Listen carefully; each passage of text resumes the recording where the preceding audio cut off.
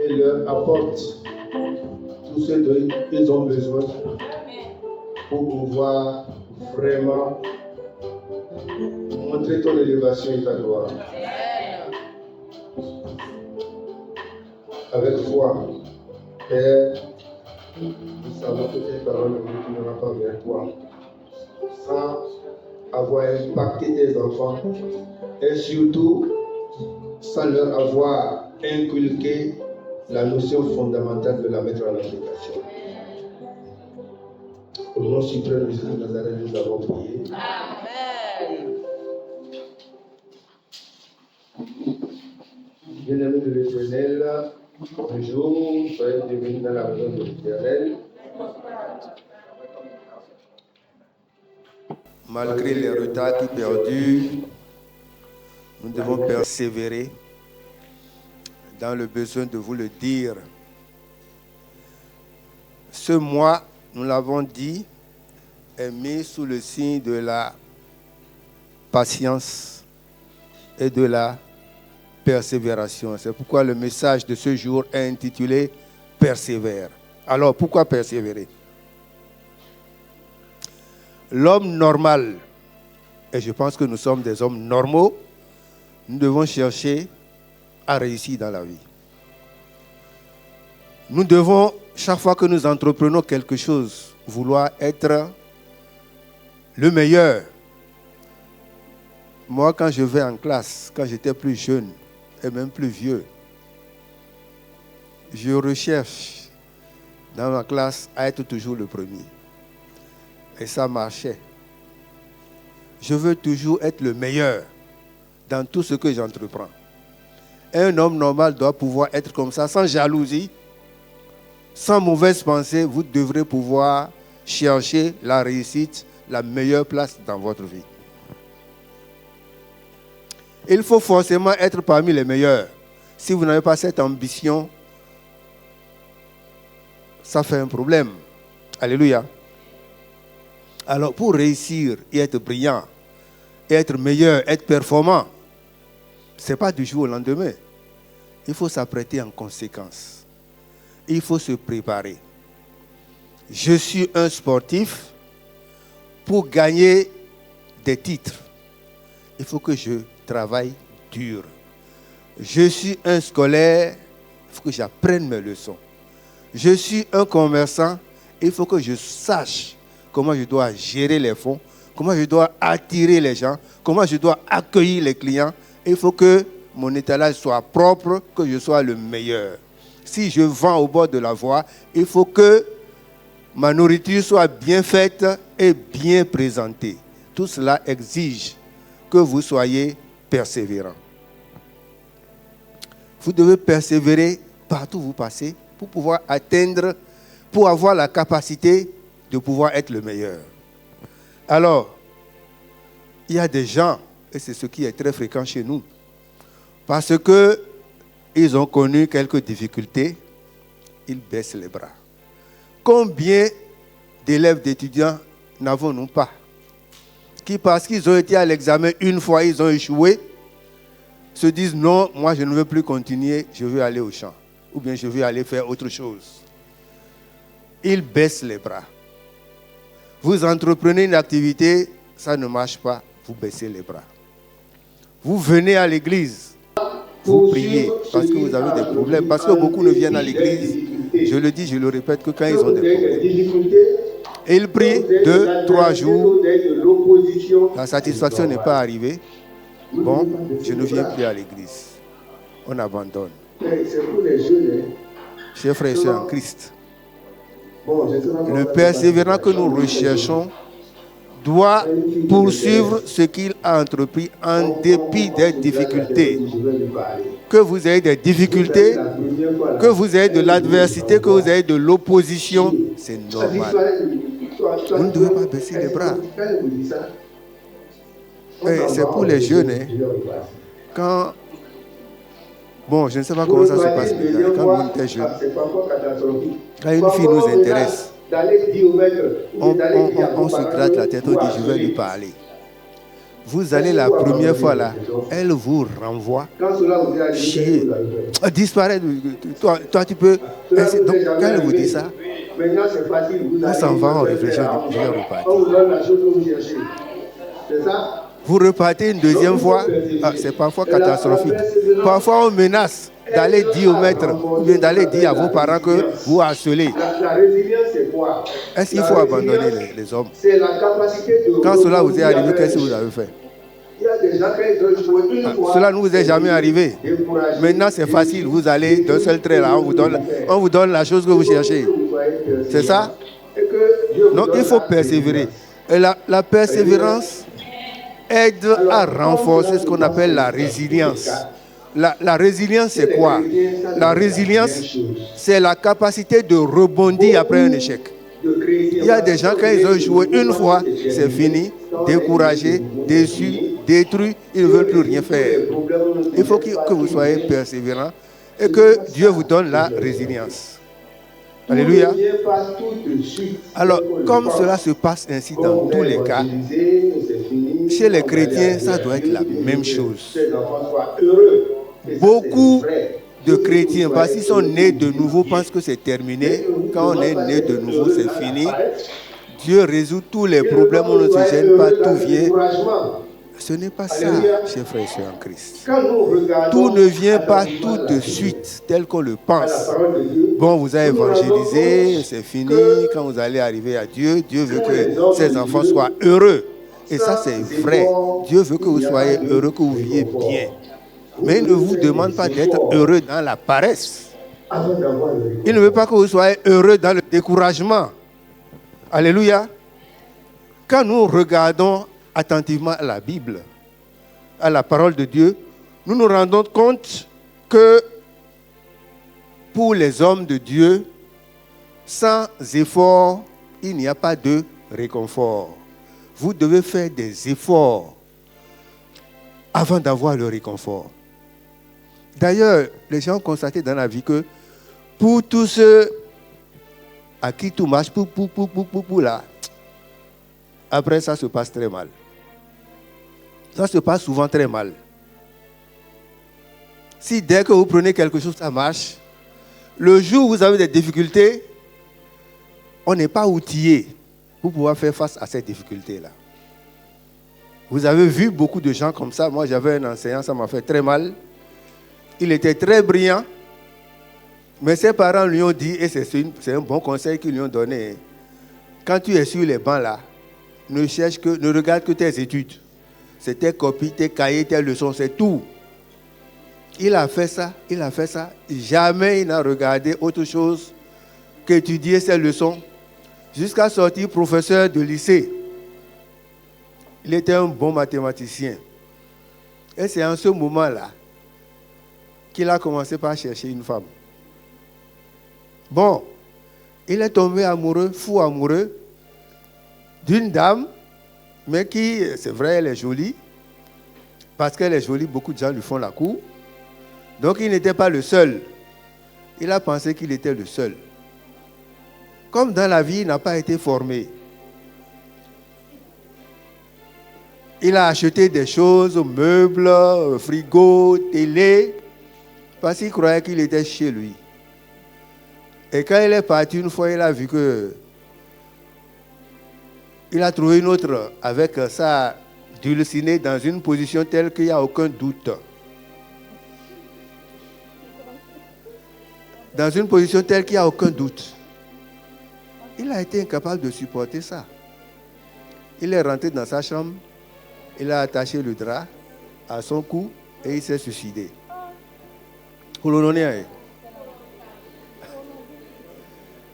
Parce que lui, quand il prend quelque chose, ça marche. Il n'a jamais connu les échecs qui amènent à la persévérance, qui amènent à la formation, qui permet d'endurer les choses, d'avoir la peau dure pour gagner les batailles. Alléluia. Tous, nous devons passer par des échecs. Cela fait partie de la vie. Échec sentimental, échec scolaire, échec familial, échec dans tous les domaines. Si vous n'avez pas Vous n'êtes pas passé par ces étapes-là et tout a marché d'un coup, pam, pam, pam. Ce n'est pas bon. Et c'est justement parce que vous devez avoir la résilience après l'échec que vous devenez un homme fort, un homme à l'image de ce que Dieu veut que vous soyez. Alléluia. Donc sur le plan spirituel, je dis, il en va de même. Devant les difficultés, devant un obstacle, la tendance fréquemment rencontrée est celle qui consiste à aller ailleurs. Je commence mon commerce, ça ne marche pas. Je viens, je donne offrande une fois. Je viens parler, je m'en vais. Je ne trouve pas. Je l'ai dit, je l'ai répété.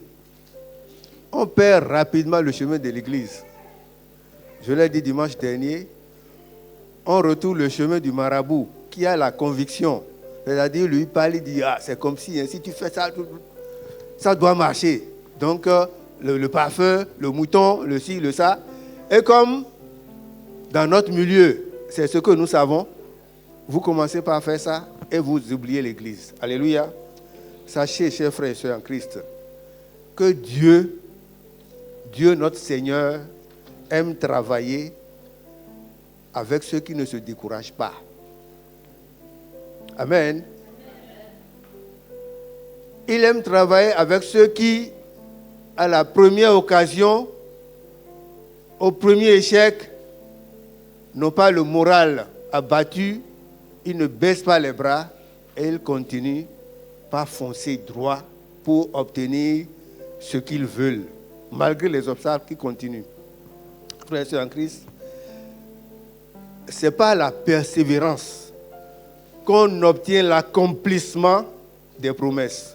C'est pour ça que nous allons lire Hébreux 10, verset 36, pour voir ce que Dieu nous dit là. Amen. Hébreux 10, verset 36. Car vous avez besoin de persévérance, afin qu'après avoir accompli la volonté de Dieu, vous obteniez ce qui vous est promis. Amen. Afin qu'après avoir accompli la volonté de Dieu, vous obteniez ce qui vous est promis. Vous avez bien entendu. Dans un premier temps, nous répétons toujours qu'il faut mettre Dieu en priorité. Si vous n'accomplissez pas la volonté de Dieu et vous entamez quelque chose, ce n'est pas sûr que le diable ne soit pas à côté. Alléluia. Dans nos épreuves et surtout nos persécutions, le Seigneur, c'est lui seul qui nous donne la force de tenir bon. Si vous n'êtes pas avec lui, bon, ça peut marcher, mais c'est lui qui nous donne la capacité de persévérer et de réussir. Il a dit dans Apocalypse 2, versets 2 à 4. Apocalypse 2, versets 2 à 4. Amen. Apocalypse 2, versets 2 à 4. Je connais tes œuvres, ton travail et ta persévérance. Je sais que tu ne peux supporter les méchants, que tu as éprouvé ceux qui se disent apôtres et qui ne le sont pas, et que tu les as trouvés menteurs, que tu as de la persévérance, que tu as souffert à cause de mon nom, et que tu ne t'es point lassé. Mais ce que j'ai contre toi, c'est que tu as abandonné ton premier amour. Alléluia. Amen.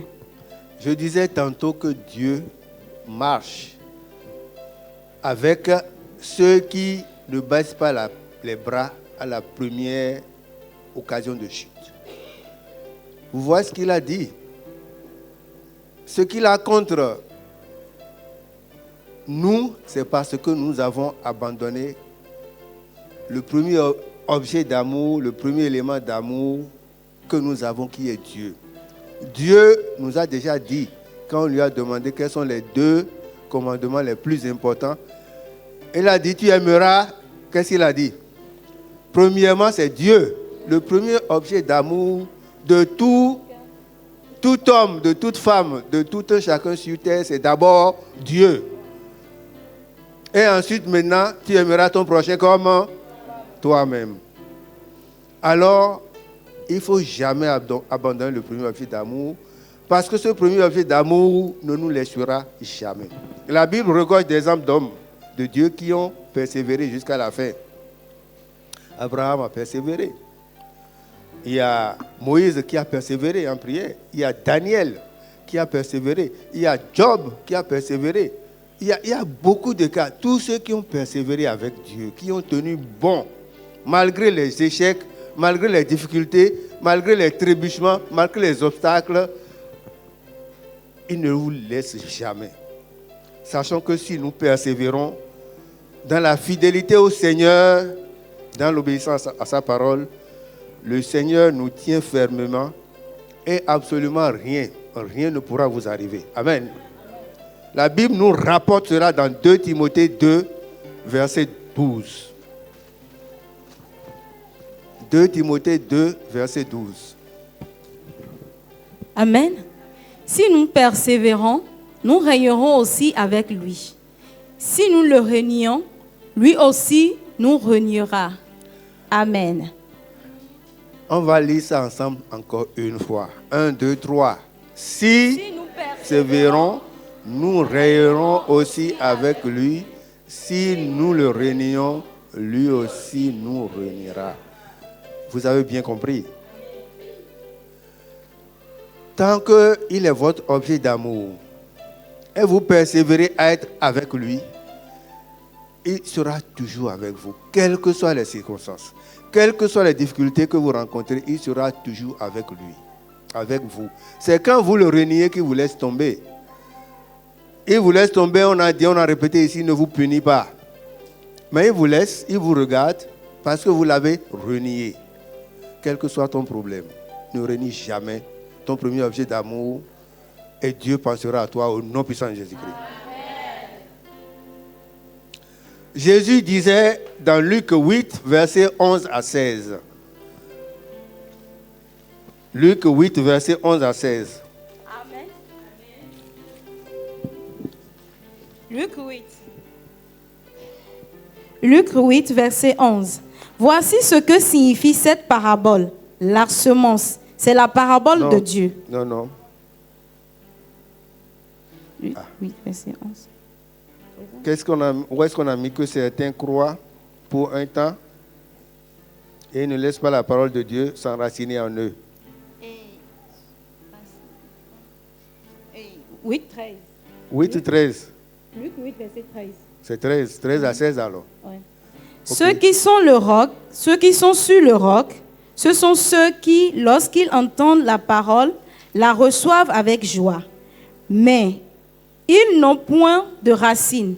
Ils croient pour un temps et ils succombent au moment de la tentation. Amen. Amen. Dans une autre version, il est mis que certains croient pour un temps. Ils ne laissent pas la parole de Dieu s'enraciner en eux et ils abandonnent la foi quand survient l'épreuve. Ils abandonnent la foi quand survient l'épreuve. Lorsque nous subissons des épreuves dans ce monde, nous devons nous rappeler que Dieu contrôle tout, qu'il est au contrôle. Alléluia. Quelles que soient les épreuves que tu traverses, si tu n'as pas dévié de ta route, je ne sais pas quel est ton problème, il ne faut jamais penser que Dieu n'est pas au contrôle. Il est au contrôle et tu auras la victoire. Amen. Au nom de Jésus. Amen. Dieu fait tout selon son calendrier parfait. Si nous persistons à être avec lui, nous ne devions pas penser qu'il n'y aura, parce que nous sommes nés de nouveau, aucun obstacle sur notre route. Que nous ne devons rencontrer aucune difficulté. Non, si vous pensez à ça, vous êtes totalement trompé. Il nous est dit, ou bien Dieu nous a dit dans Jean 16, verset 33, « Je vous ai dit ces choses afin que vous ayez la paix en moi. Que vous ayez la paix en moi. Vous aurez des tribulations dans le monde, mais prenez courage, j'ai vaincu le monde. » Dieu a dit, vous aurez la paix en moi. Ça veut dire que vous devez être avec lui pour avoir la paix en lui. Et quand vous êtes avec lui, il vous donne la paix. Et cette persévérance qui vous donne la paix vous maintient dans la paix. Et si vous êtes dans la paix, vous n'allez pas souffrir de tout ce que vous avez. L'insomnie qui arrive, l'hypertension, le diabète, les autres maladies, la pauvreté, c'est parce que vous n'êtes pas avec Jésus. Vous n'avez pas foi en lui. Quand on vous demande 100 francs ici, vous allez donner pour le féticheur. Quand on vous demande d'aller faire des cérémonies devant l'Egba, vous allez le faire. Et quand on vous dit aller dans les montagnes, mettre quelque chose ici, à droite, à gauche, c'est justement ça qui vous empêche de pouvoir résoudre vos problèmes. Nos objectifs, en persévérant dans les épreuves, c'est de voir les promesses de notre Seigneur se concrétiser. Seigneur, on a dit, chers frères et sœurs en Christ, que Dieu veut que nous soyons heureux. Il n'a jamais voulu que nous soyons malheureux. Il n'a jamais voulu que nous échouions. Il n'a jamais voulu que tout ce que nous lui avons demandé ne nous arrive pas. Alléluia. Mais nous avons, chaque fois que nous avons demandé quelque chose, nous avons un adversaire. L'adversaire, c'est Satan. Et lui, il est vigilant, il vous guette tout le temps. À tout moment, il vous guette. Tant qu'il y a une bénédiction que Dieu vous a réservée, si vous n'êtes pas en lui, vous êtes un peu hésitant, Satan vous l'arrache. Il donne le contraire parce que, comme on vous l'a dit, il a toujours voulu que vous soyez dans son royaume, que vous demeuriez dans son royaume dans lequel vous êtes nés depuis votre naissance.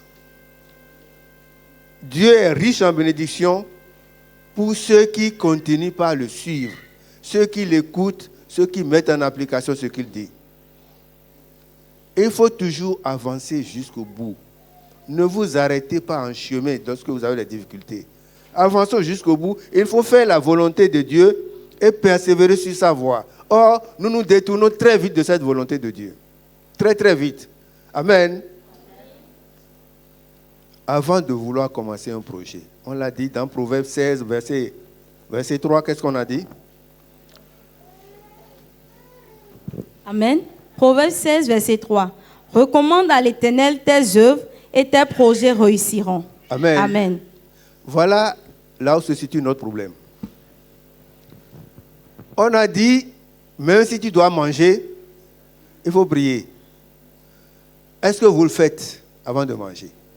Et ils sont nombreux ici, on trouve quelque chose, même quand vous voulez goûter à ce qu'on vous présente au marché. Vous voulez acheter par exemple de gari. Goûter là, il faut prier avant de goûter ça. Avant de l'acheter. Alors vous prenez, ceux qui voyagent, qui vont à Boycon là. C'est Boycon ou bien, oui. Non, c'est à Boycon qu'on vous donne, non, c'est à Sémé. Les ananas. C'est à Séhoué. Ou bien les oranges. On pèle, on vous amène. Il faut goûter. Vous prenez, vous goûtez. Est-ce que vous priez avant de goûter? Tout ce que vous devez faire, demander l'autorisation à Dieu. Alléluia. Même si on vous a empoisonné en vous donnant ça là, si vous demandez à Dieu, est-ce que je peux prendre ça? Il vous autorise à le prendre, le poison n'aura aucun effet sur vous. Mais nous ne le faisons pas. On se décide à faire quelque chose. Même pour les jeunes, hein, quand le monsieur vous parle là, avant de répondre, rapidement demandez à Dieu, qu'est-ce que vous allez dire? On se fâche rapidement et puis on dit, fous-moi la paix. Bon, c'est ce qu'on vous a appris à faire. Hein. C'est ce que vous devez faire, mais parfois, vous faites ça mal. Et il faut recommander tous les projets. Je veux faire quelque chose, je dois recommander ça à Dieu d'abord. Parce que si vous ne le faites pas, le diable est à toutes les étapes. Il est à toutes les étapes. Je veux aller au marché pour aller faire les emplettes. Vous commencez par prier et soumettre votre lessive, votre habillement à Dieu. Donc Dieu va vous dire comment vous allez vous habiller. Vous sortez, vous voulez prendre Zem. Soumettez le projet à Dieu. Est-ce que je peux prendre ce Zem-là? Ou bien je peux prendre ma moto? Si vous ne le faites pas, le diable est déjà là, il dit, vous n'avez pas prié, donc Dieu n'est pas là. Lui, il en profite pour vous attaquer. Avant que vous n'allez au marché, vous allez avoir des ennuis. Or, si vous soumettez le fait même de prendre Zem à Dieu, aucun effet ne vous arrivera. Même s'il y a les obstacles sur la voie, Dieu va vous protéger. Vous allez contourner ces obstacles. Il va balayer la voie devant vous et vous allez réussir sans problème. Or, si vous confiez seulement à Dieu le fait d'aller faire les emplettes, vous n'avez pas détaillé. Vous rentrez dans le marché, avant de rentrer dans le marché, vous demandez à Dieu, je veux rentrer dans le marché. M'autorise-tu à le faire, guide-moi. Il vous permet de rentrer dans le marché. Et chaque fois que vous allez dans n'importe quelle étape, il faut soumettre l'étape à Dieu. C'est pourquoi on recommande à l'Éternel tes œuvres et tes projets réussiront. Si tu ne le fais pas, le diable est aux aguets. Son problème, c'est de guetter les étapes que tu ne vas pas soumettre à Dieu. Quand tu ne soumets pas l'étape à Dieu, le diable dit, voilà, j'ai feu vert ici. Et il t'attaque là. Alors, tu as soumis le projet à Dieu, tu te dis, mais pourtant, Dieu, j'ai dit, je m'en vais au marché, non. Pourquoi j'ai fait accident en route?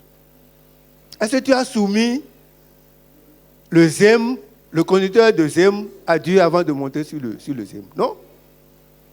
Si vous rentrez montez sur un ZEM, vous voyez qu'il y a un talisman là, descendez. Vous rentrez dans un véhicule, même s'il n'y en a pas beaucoup. Vous voyez, on a accroché une calebasse en haut là, descendez. Vous dites au chauffeur d'enlever ça. S'il refuse, vous descendez. Bon, d'autres vont dire, il faut prier, neutraliser. Si c'est que vous voulez neutraliser, il va vous attaquer. Alléluia.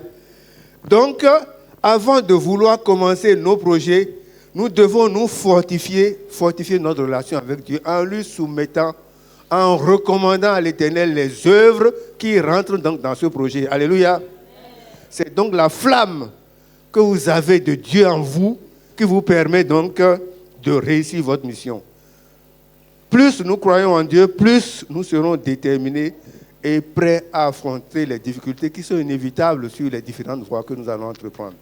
Les différents projets que nous allons entreprendre, c'est clair, il y aura des difficultés parce que le diable est toujours là pour vous faire des crocs en jambes.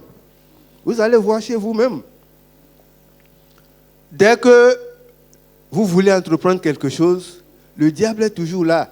Même la cuisine, vous allez oublier quelque chose, vous allez toucher à quelque chose de chaud, vous allez vous brûler parce que vous n'avez pas soumis ça à Dieu. Hein, les femmes qui se brûlent tous les jours en cuisine, elles sont nombreuses. Mais à partir de maintenant, vérifiez si en soumettant toutes les étapes de la cuisine à Dieu, vous allez connaître une brûlure. Vous n'allez pas mettre trop de sel. Il n'y aura pas trop de piment. Votre mari va apprécier ce que vous avez fait parce que Dieu va vous aider à réussir au nom de Jésus. Amen. J'espère que les femmes qui sont ici savent préparer. Hein. Ah. Ce ne sont pas les capacités d'une personne qui font de cette personne un champion. Ce n'est pas vos capacités. Mais c'est le degré d'alliance qu'il a noué avec le Seigneur qui lui donne la possibilité de persévérer et de réussir. Parce que n'oubliez jamais ça. Et il faut toujours mettre Dieu en première position et il va vous aider à déployer vos capacités pour avoir un brillant succès. Alléluia. Frères et sœurs en Christ, la persévérance doit être l'attribut de tout chrétien né de nouveau. Ça doit être votre attribut. Je ne sais pas quelles sont les difficultés que vous avez, mais persévère, sois avec Dieu, prie et tu verras, Dieu sera à l'œuvre et ton projet réussira au nom de Jésus. Amen. Alors, il y a l'exemple de Noé, dont nous parlons toujours ici. Vous savez que Noé, Dieu lui a demandé de construire un bateau. Enfin, une arche, c'est un bateau. Il était dans une région montagneuse. Il n'y a pas d'eau. Et il s'est mis à construire le bateau sur une petite monticule là. Il a mis le bateau là. Il n'y a pas d'eau à côté. On dit, mais attendez, tu es fou. Il n'y a même pas d'eau dans les parages. Et tu es en train de construire un bateau. Pourquoi? Lui dit, c'est mon Dieu qui me l'a dit de le faire. On dit, ah, tu es fou, hein? Ça, nous ne sommes pas trompés. Ça, c'est un délire. C'est attribution à... Il s'attribue quelque chose qui n'est pas réel. Donc, lui n'écoutait personne. Il construisait avec cela. Il a fait 50 ans, hein? Il le faisait. On dit, oh, quand on veut l'indiquer, on dit, oh, le fou qui est en train de faire quelque chose en haut, là. Ça, c'est Noé, ça. Mais il a persévéré. Il a toujours maintenu sa relation avec Dieu. Heureusement que cette persévérance-là lui a porté bonheur. Alléluia. Vous vous souvenez que quand le déluge est arrivé, il a pu sauver sa famille et les animaux que Dieu lui a demandé d'introduire dans l'arche, il aurait pu succomber aux railleries de l'entourage, aux moqueries de l'entourage, aux injures, au diagnostic de malade mental que l'entourage a posé pour lui, et il se serait découragé. Il a continué. Bien aimé, ceci veut aussi dire que votre persévérance va déranger. Votre persévérance va déranger. Quand il le faisait, les gens disaient, mais quand même, est-ce qu'on ne va pas trouver une solution à ce monsieur-là? C'est tout comme si il y a une assistance, non-assistance à une personne en danger. C'est une non-assistance. On voit qu'il est fou et on le laisse continuer. Est-ce qu'on ne va pas bloquer un peu ce qu'il fait là? Ils ont été tentés de le faire. Donc votre persévérance va déranger. Quand tu seras en train de persévérer dans une activité dont les effets immédiats ne sont pas retrouvés, ça gêne l'entourage. On dit, mais pourquoi il se fatigue? Rien ne marche pour lui. Tous les jours, tous les dimanches, il dit, je vais à l'église. Et il ne rate pas. Tous les dimanches, il se lève, il va à l'église. Mais quand on le regarde là, des bons nids,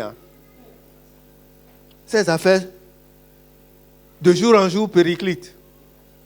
Mais il va toujours à l'église. Les gens vont lui dire, mais écoute, vraiment, moi j'ai un conseil à te donner. Je vois toutes les tracasseries que tu fais là. Ton Dieu là, il est quoi? Je ne sais pas si vous n'avez pas eu ça là. On dit ton Dieu, tu dis mon Dieu, mon Dieu, mon Dieu, rien ne marche pour toi. Parce que ta persévérance à aller vers Dieu, ça les dérange. On dit le dimanche, au lieu de rester chez toi, de dormir calmement, de bien manger pour récupérer.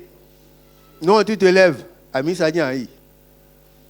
Tu cours, c'est église, église, église, église. Qu'est-ce que ça te rapporte? Ça ne te rapporte rien, ça te rapporte la misère, le malheur. Cesse d'aller à l'église parce que ça le gêne. Si vous avez toujours cette idée-là, commencez par laisser tomber. Vous venez à l'église, mais ça dépend de la manière dont vous priez. Quand on vient à l'église, on veut demander quelque chose à Dieu. On a toujours dit, il ne faut pas commencer par demander directement soi-même. Seigneur, je suis venu te voir parce que j'ai faim, donne-moi à manger. Non. Dieu l'a toujours dit. Vous connaissez le Notre Père? Qu'est-ce qu'on dit, Notre Père? Que ton nom soit magnifié. Vous venez, vous commencez d'abord par louer Dieu.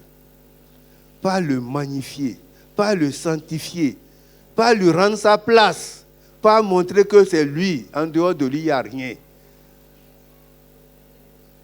Vous faites tout ce que vous allez. Il aime ça. Bon, même si c'est l'homme, on va dire que nous, on n'est pas humble. Mais Dieu, d'abord, pour t'écouter, il faut que tu lui parles de lui-même. Pour qu'il sache que tu l'as mis en première position. Mais toi, tu viens directement, tu dis, je veux un mari, donne-moi un mari. Il ne t'écoute pas. Tu es venu voir qui? Je veux un enfant, donne-moi un enfant. Et alors, tu demandes ça à ton petit frère? À ta petite soeur? Vous allez chez Dieu, ça veut dire que vous posez toujours mal vos problèmes. Posez bien vos problèmes, mais en commençant par mettre Dieu au devant, en le glorifiant, en le sanctifiant, en montrant qu'il est le Dieu grand, le Dieu créateur, et que sans lui, rien n'est possible, que c'est lui le Dieu des dieux. Vous allez d'abord faire ça, avant de dire ce qui vous a amené. Ce qui m'a amené maintenant, papa, je sais que tu peux faire ci, tu peux faire ça. Et c'est à ce moment que vous demandez. Vous demandez, vous accompagnez ça de promesses. Si je vais, si je vais. On vous dit, faites offrande, tout le monde regarde, le panier est sec. Il y a des gens qui viennent semer, qui disent, Dieu, j'ai mis ça là. Si en retour, je n'ai rien, Seigneur, comprends-moi. Je ne vais pas continuer à venir perdre mon argent. Alléluia. Mais vous ne le faites pas. On demande même la dîme. Il a dit, c'est moi qui vous ai donné. Venez donner une dixième partie de ce que vous avez donné. Et je vais voir si vous respectez, vous suivez un peu mes conseils. Est-ce que vous mettez en application, en pratique ce que je vous dis? Faites-le. Mais non, on ne persévère pas. On ne suit pas ce que Dieu veut. Vous ne mettez pas Dieu en première position, vous voulez qu'il s'occupe de vous. Que vous changez de comportement à partir de maintenant. Allez au-delà de vos pensées charnelles et mettez Dieu en première position et persévérez. Vous allez voir. Vous êtes un enfant de Dieu. Vous êtes né de nouveau. Pourquoi vous serez malheureux? Vous ne devez pas être malheureux. Même si on a mis votre nom sur des autels. On a mis ça dans des arbres, dans des troncs d'arbres. On a mis ça dans des marigots, dans des bouteilles, on a jeté dans le calebasse partout. Si vous êtes né de nouveau, vous appliquez la parole de Dieu, rien ne vous arrivera au nom de Jésus. Lorsque nous procédons tel que je viens de dire, dépassons le stade de la paresse, de l'orgueil, rien ne peut vous arriver. Vous devez être un enfant de Dieu et réussir dans la vie. Alléluia. Dieu n'est pas le Dieu des perdants. Dieu n'est pas le Dieu des paresseux. Il n'est pas le Dieu des défaitistes. Il n'est pas le Dieu des chrétiens abattus. Toujours là, les épaules tombent, rien ne marche pour moi. Moi, je fais rien ne marche. Non. La pensée que vous avez même, cette pensée négative que vous avez, elle vous accompagne. Le diable clappe ça très très vite. Lui, il n'a pas besoin qu'on dise, d'ailleurs, nous disons que nous ne voulons pas être avec le diable. Non, tel que nous pensons négativement, Dieu n'a jamais émis des pensées négatives sur vous. Quand vous pensez négativement de vous-même ou de quelqu'un, le diable capte ça très très vite. Et met ça en application. Parce que dans vos œuvres, vous n'avez pas recommandé ces œuvres à Dieu. Vous n'avez pas mis Dieu en première position, le diable capte. Et la persévérance, ça tombe. La vie chrétienne, comme vous le savez, frères et sœurs en Christ, je l'ai dit, répéter, c'est parsemé d'embûches. Et nous ne devons pas baisser les bras. Avec la foi en Dieu, il nous mène toujours vers la victoire. Que cela soit votre partage. Mais si vous devez prendre la décision de persévérer, c'est une décision personnelle. C'est personnellement que vous allez persévérer. Ça arrive, vous avez échoué. J'ai été à l'examen, j'étais sûr, je vais réussir. Bon, ça n'a pas marché. Je ne veux plus aller à l'école. Si vous ne voulez plus aller à l'école, qu'est-ce que vous allez faire? Vous n'avez pas appris à aller au champ. Vous n'avez pas appris à tenir les roues. Il y a des gens, dès qu'ils saclent 2-3 mètres carrés, et ils ont des ampoules dans la main. Je ne sais pas si vous savez sacler. Vous n'avez jamais tenu une roue? Jamais. Et c'est maintenant que vous dites, j'ai été à l'examen, ça n'a pas marché, donc je reste à la maison. J'ai fait ceci, ça n'a pas marché, donc je baisse les bras. J'ai appris mon métier, j'ai étudié, j'ai les diplômes, ça ne marche pas. Je me demande pourquoi j'ai fait l'école, pourquoi j'ai été à l'université. Pourquoi? On ne recherche plus, on ne cherche plus, on ne prie plus. On s'assoit à la maison, on devient enfant gâté. Le papa qui s'est occupé de vous depuis là, il va continuer par vous nourrir. Alléluia. Devant les obstacles, c'est vous qui devez prendre la décision de continuer ou d'arrêter. Ne rejetez plus, comme on le fait très souvent, surtout le béninois, les mauvaises choses qui vous arrivent sur les autres. Nous avons au Bénin l'habitude de rejeter tout sur les autres. Quelque part, ça nous protège. Hein? Le blanc, quand vous allez, moi je suis psychiatre, quand vous allez en Europe, vous allez voir des gens qui ont tenté de se tuer 10 fois. Et ils n'ont pas tenté doucement. Hein? Parfois, on voit le métro arriver, le train, on se jette dessus. Vous voyez des gens, les oreilles coupées, les bras coupés, mais qui cherchent toujours à se donner la mort. Parce qu'ils se disent, moi je ne vaux rien. Chez nous, ce n'est pas comme ça. J'ai échoué parce que c'est la tante là qui ne veut pas. Ceci m'est arrivé parce que lui ne veut pas. Donc nous avons ce qu'on appelle les idées de persécution. Tout ce qui nous arrive là, ce n'est pas nous. C'est le diable, c'est l'oncle, c'est la tante, c'est la marâtre, c'est. Je dis ça nous protège parce qu'on ne se tue pas facilement. Mais maintenant, avec les feuilletons, avec tout ce que vous voyez des Brésiliens là, ça a commencé par changer dans notre tête. On commence par rencontrer des Béninois authentiques qui pensent qu'ils ne valent rien, que la vie ne vaut plus la peine d'être vécue, donc il faut se donner la mort. Ah, si vous faites ça là, vous irez en enfer.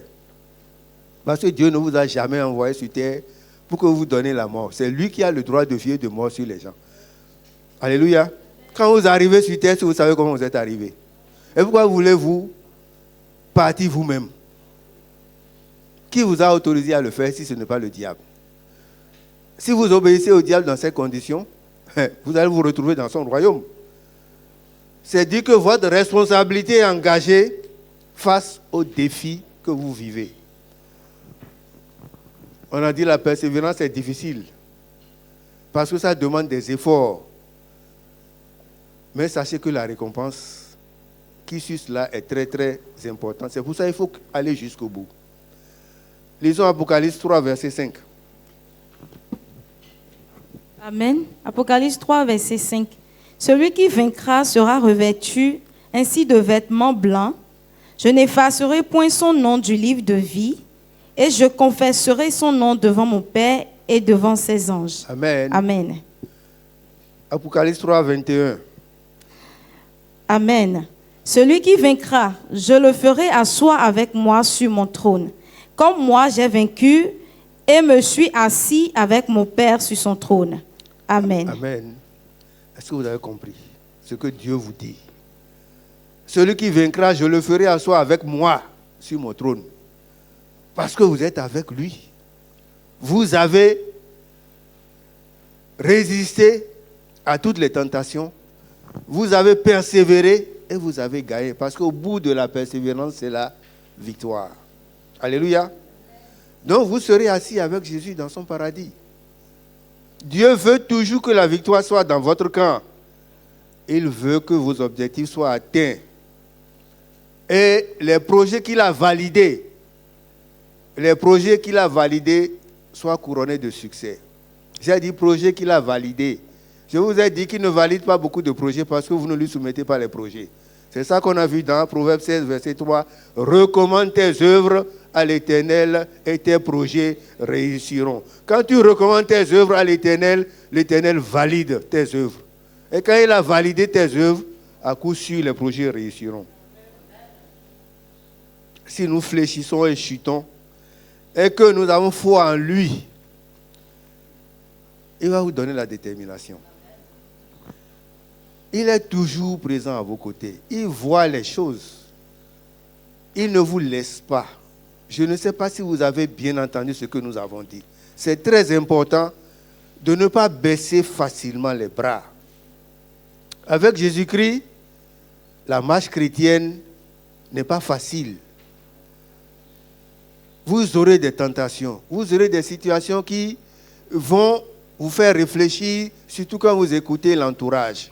Mais il ne faut pas abdiquer, il faut persister. Cette persévérance doit se manifester dans quelques domaines, dans tous les domaines, mais on va citer quelques-uns. Il faut persévérer dans la lecture de la Bible. Or, c'est la première des choses que nous ne faisons pas ici. Nous ne lisons pas la Bible. Vous savez, tout à l'heure, on va vous annoncer dans les annonces que nous allons commencer à partir, c'est de 18, non? Les 21 jours de jeûne et prière, où on doit vraiment prier de façon intense. On doit lire la Bible parce que vous ne lisez pas la Bible. Même quand on a dit études bibliques, une fois, 1 heure par semaine, il y a même des ouvriers, des responsables qui ne viennent pas. Parce qu'ils ne veulent pas lire la Bible. À l'instar de notre corps physique qui a besoin quotidiennement de nourriture, puisque nous devons manger tous les jours, si nous ne sommes pas malades, si nous ne sommes pas en train de faire le jeûne, nous devons manger tous les jours. De la même manière, nous devons avaler la parole de Dieu tous les jours. C'est la nourriture quotidienne. 1 Timothée 4, verset 16. 1 Timothée 4, verset 16. Amen. Veille sur toi-même et sur ton enseignement. Persévère dans ces choses, car en agissant ainsi, tu te sauveras toi-même et tu sauveras ceux qui t'écoutent. Ouais. Amen. Alors, quand tu lis la Bible tous les jours, à moins d'être vraiment voilé par le diable, il y aura quelque chose qui va saisir. Et quand tu saisis ce quelque chose-là, c'est utile pour toi-même et utile pour ton entourage. Si tu ne le fais pas, si tu ne lis pas tous les jours, je vous ai dit qu'il y a des gens qui n'ont même pas de Bible parmi nous. Et quand ils ont la Bible, tu leur demandes maintenant si on doit faire un concours. On doit dire, toi là, je vais envoyer quelqu'un chez toi, dis-moi là où tu as déposé la Bible. Je ne suis pas sûr que d'ici, les gens puissent indiquer dans leur maison là où ils ont déposé la Bible. Vous avez déposé votre Bible où? C'est au fond de la valise. Ou bien c'est sous le lit poussière, avec la poussière. Alors que ça doit être sur votre table de chevet. Même quand vous allez dans les hôtels, de partout, hein, aux États-Unis, partout, il y a toujours la Bible. Il y a toujours la Bible. Mais nous, on ne lit pas la Bible. Nous devons persévérer dans la lecture biblique tous les jours. Alléluia. Nous devons persévérer aussi dans la prière. Nous devons persévérer aussi dans la prière. Une caractéristique des premiers chrétiens était leur persévérance dans la prière. Acte 1, verset 14. Amen. Acte 1, verset 14. Tous d'un commun accord, Tous. d'un commun accord persévéraient dans la prière, avec les femmes et Marie, mère de Jésus, et avec les frères de Jésus. Nous sommes Amen. aujourd'hui appelés, en tant que chrétiens nés de nouveau, à maintenir cette même constance dans la prière, de la même manière maintenant. Dieu même nous demande de persévérer dans la prière dans 1 Thessaloniciens 5, verset 17. Il a dit... Amen. Oui, 1 Thessaloniciens 5, verset 17. 5, verset 17. Priez sans cesse. C'est tout. Amen. C'est ce que Dieu nous a dit de faire. Priez sans cesse. Mais est-ce que vous priez entre nous? Si vous voulez, je vais vous glisser un papier, vous allez me dire combien de fois vous priez par jour. Il y a des gens, ils se lèvent, ils mangent. Bon, ça c'est... Au Bénin, peut-être on va se laver la bouche. Sinon, le Yovo se lève, lui ne se lave pas la bouche, il mange d'abord. Et c'est après qu'il va se laver la bouche. Nous on a été formés autrement. Quand nous, on se lève d'abord, on se rince la bouche. On sort du lit. C'est tout. Moi, dans un passé récent, quand je me lève là, tac, c'est la radio. Pour écouter les informations. Maintenant, je ne fais plus ça. Dieu merci. Amen. Je prie d'abord. Je ne dis pas que je suis un bon prieur. Hein. Combien de fois vous priez par jour entre nous? Vous ne priez pas. Avant de descendre du lit, il faut prier. Et comme je vous ai dit, avant de vous laver, priez. Avant de vous habiller, priez. Avant de sortir de votre chambre, priez. Vous rentrez dans votre bureau avant d'ouvrir, priez. Rentrez avant de vous asseoir, priez. Vous éloignez de vous tous les pièges que le diable peut vous poser. Or, le diable est toujours présent. Même quand vous comptez l'argent, vous voulez fermer le... Comment on appelle? Je ne sais pas si vous avez le truc... comment on appelle ça? Le coffre. Avant de l'ouvrir, il faut prier. Avant de le fermer, il faut prier. Alléluia. Une vie de prière constante exige de renoncer à notre égoïsme, à nos habitudes qui sont vraiment mondaines. N'oubliez pas de prier. Oh, je sais que même avant de dormir, vous ne priez pas. Vous laissez vous dormir en vous mettant sous quelle protection? Pour dormir la nuit, là, vous vous mettez sous quelle protection? Vous ne priez pas. Vous vous mettez sous la protection de Satan. Et vous allez commencer par faire des cauchemars. Le serpent viendra vous chasser, vous mordre. Vous allez trouver des sorciers, vous pourchasser. Mettez votre nuit sous la prière, vous allez voir si aucun sorcier viendra vous faire peur la nuit. Jamais. Vous allez plutôt faire des songes où Dieu va envoyer des messages par vous. Vous allez faire des rêves prémonitoires ou bien des choses qui vont vous amener à vous guider dans la vie ou à aider votre entourage à évoluer. Mais on s'assoit, on veut prier là, c'est en ce moment que le sommeil vous prend. Dès que vous voulez prier là, vous dormez. Et ils sont nombreux. Je ne sais pas si tel est votre cas. Si c'est votre cas là, demandez à Dieu de venir couvrir votre sommeil. Parce que là, c'est le diable qui vous empêche de prier. Et ils sont nombreux. Tous les jours, les gens me disent, dès que je me mets au lit là, je veux prier, c'est le sommeil qui me prend. Et vous êtes nombreux dedans comme ça. Donc vous êtes encore sous l'emprise du diable. Que Dieu chasse les démons qui vous empêchent de prier. Vous êtes appelés à rester en relation avec lui jusqu'à l'exaucement de ce que vous lui demandez. Ça, c'est frères et sœurs en Christ. Que toute prière, comme je l'ai dit, qui commence par une requête centrée sur vous-même est vouée à l'échec. J'ai dit toute prière qui commence par une requête centrée sur vous-même, ça, vous allez échouer.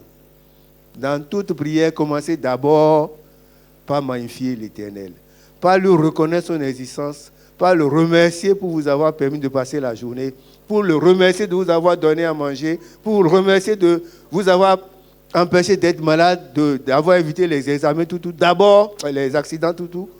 Avant de commencer par demander, avant de commencer par mettre donc votre nuit, votre sommeil sous la protection divine. Lorsque vous commencez par l'amour, la bonté, la fidélité de Dieu, vous sortez de vous-même et vous entrez en relation avec lui. C'est alors que votre prière devient biblique. C'est alors que vous serez exaucés. Alléluia. Amen. Votre amen là. Amen. Troisième persévérance. Il y a dit persévérance dans... nous venons de voir persévérance dans étude biblique, prière, persévérance dans la communion fraternelle. Cette communion fraternelle-là, nous l'avons ici les dimanches. Alléluia. Dieu a voulu que l'Église soit le corps, les membres, et que lui, il soit la tête. C'est Jésus-Christ qui est la tête de l'Église. Nous en sommes le corps et les membres. Alléluia. Le saviez-vous? Est-ce que vous le saviez? Le croyant a forcément besoin d'un lieu, une communauté qu'il doit fréquenter. Bon, chez nous, c'est encore bon. Demandez à vos collègues qui sont en Europe. Vous vous levez en Europe. Le week-end, moi j'étais parti en France avec une collègue. Bon, comme c'est une femme, on est à différents endroits. Tous les samedis soirs, tous les vendredis soirs, elle se met à pleurer. Parce qu'elle va passer la journée du samedi, du dimanche, sans pouvoir dire bonjour à quelqu'un. Personne ne demande d'après vous. Personne. Et il y a des gens qui sont comme ça déjà au Bénin.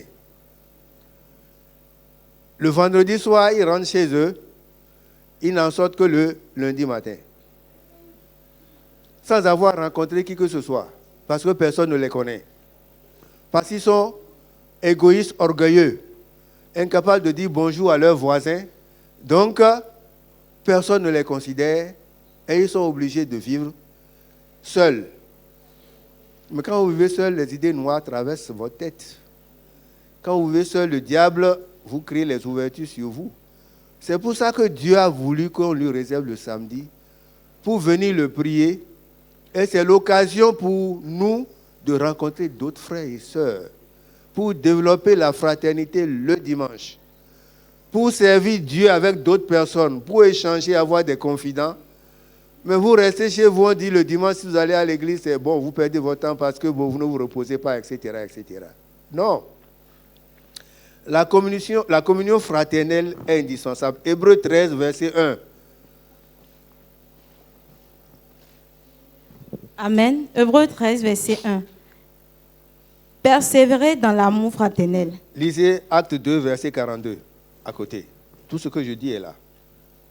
Acte 2, verset 42. Amen. Ils persévéraient dans l'enseignement des apôtres, dans la communion fraternelle, dans la fraction du pain et dans les prières. Amen. enseignement des apôtres, c'est évangélisation. Vous devez persévérer dans l'évangélisation. Vous avez commencé. Il n'est pas là, il s'est levé. Je ne sais pas comment ça évolue. Depuis un mois, je ne sais pas combien de gens vous avez évangélisé. Vous avez réussi à évangéliser des personnes? Où sont ces personnes-là? Vous avez évangélisé, mais le nombre n'augmente pas. Est-ce que vous avez fait une bonne évangélisation? Vous avez essayé? Bon. Alors, ceux qui disent j'ai essayé, c'est bon, il faut persévérer. Il ne faut pas faire une seule fois et dire non, il m'a mal reçu, c'est terminé. Non, persévérer, c'est ça la persévérance. Le fruit de la persévérance, vous allez voir, l'église sera remplie. Alléluia. Et on a dit que dans le ciel, un seul que vous êtes arrivé à convertir donne beaucoup plus la joie que tout ce que vous faites sur terre. Alléluia. Donc vous devez persévérer dans l'enseignement. Vous devez persévérer donc dans la prière, la lecture biblique. Vous devez persévérer dans tout ce que vous faites. Si vous faites ces choses-là, vous êtes heureux pourvu que vous les pratiquiez. Alléluia. La persévérance doit se faire également dans le combat spirituel. La Bible exhorte à la persistance au sein de l'épreuve en gardant la foi. C'est-à-dire qu'au cours de la vie chrétienne, le croyant rencontre beaucoup de difficultés. Mais il doit tout faire pour surmonter ces difficultés-là. Il s'agit d'un combat perpétuel dans lequel il faut persévérer sans baisser les bras ni le courage. Bon, je vais passer sur les versets qui l'annoncent. Pour vous dire que la persévérance a des récompenses. On l'a dit, on l'a répété, cela a beaucoup de récompenses. Nous allons lire Hébreux 6, versets 11 à 12. Amen. Hébreux 6, verset 11. Nous désirons que chacun de vous montre le même zèle pour conserver jusqu'à la fin une pleine espérance, en sorte que vous ne vous relâchiez point et que vous imitiez ceux qui, par la foi et la persévérance, héritent des promesses. Amen. Amen. Par la foi, la persévérance, vous aurez vos promesses. Je n'ai pas un mari. Par la foi et la persévérance, je prie, j'aurai le mari. Je n'ai pas un job. Par la foi, la persévérance, dans la prière, j'aurai le job. Je n'ai pas un enfant. Foi, persévérance, j'aurai les miracles de l'enfantement. Amen. Frères et sœurs en Christ, soyez certains que la réussite nous appartient à condition que nous préservions nos efforts dans la connaissance de Dieu, dans la connaissance de la volonté de Dieu, et que nous mettons en pratique ce que Dieu nous demande de faire. C'est pour ça que nous avons commencé, et nous connaissons tous Josué 1, verset 8. Je veux que tout le monde le sache. Josué 1, verset 8. On va arrêter là. Ça devrait se dérouler déjà. Hein. Ah, la cabine technique n'a pas que trouvé. ce livre de la loi ne s'éloigne point de ta bouche. Médite-le jour et nuit. Ça fait persévérance dans l'enseignement, dans la Bible, la lecture de la Bible, dans la prière, oui. Pour agir fidèlement selon tout ce qui est écrit. Donc mettez en pratique ce qui est écrit. Car c'est alors que tu auras du succès dans tes entreprises. C'est alors que tu réussiras. Voilà, tout ce Amen. que nous avons dit là, ça se résume là. Bien-aimé de l'Éternel, la persévérance permet un dépassement de nos limites. Elle n'intervient que lorsqu'il y a un effort. Et qui dit effort, dit qu'il y a des difficultés, il y a des oppositions, il y a des obstacles sur le chemin.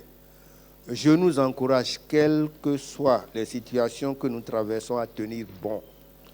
Quelles que soient les situations que tu traverses, je t'encourage à tenir bon en demeurant rattaché à l'Éternel, en demeurant rattaché au Seigneur Jésus-Christ, qui à coup sûr nous conduira à bon port, c'est-à-dire celui de la réussite, du succès, de la victoire. Soyez richement bénis. Nous allons prier.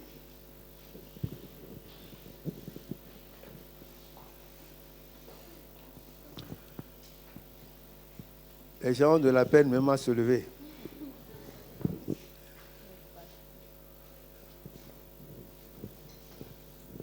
Seigneur, je viens vers toi pour chercher la persévérance dont j'ai besoin pour surmonter mes défis. Accorde-moi la résilience pour faire face aux épreuves, de même que la détermination pour ne pas laisser les bras tomber pour baisser les bras. Quand les difficultés me pressent de toutes parts, Seigneur, donne-moi la persévérance. Quand je souffre de mon incapacité à décrocher un emploi, Seigneur, accorde-moi la persévérance. Amen. Quand malgré mes efforts quotidiens, je ne rencontre que des échecs, donne-moi la persévérance. Amen. Quand d'échec en échec, un excès d'abattement me rend la vie ennuyeuse, Seigneur, donne-moi la persévérance. Amen. Que ma relation avec toi renforce mon esprit et mon corps afin que je puisse persévérer toujours et partout. Amen. Merci Seigneur pour ta force, pour ta persévérance inébranlable que tu me donnes. Je te remercie. Et je promets Seigneur de te mettre toujours en première position. Je promets Seigneur de persévérer dans la lecture de la Bible. Je promets Seigneur de persévérer dans la prière. Je promets, Seigneur, de persévérer dans la fraternité. Seigneur, je promets de te rendre gloire dans les combats spirituels en persévérant à tout échec, à tout obstacle qui se dresserait devant moi.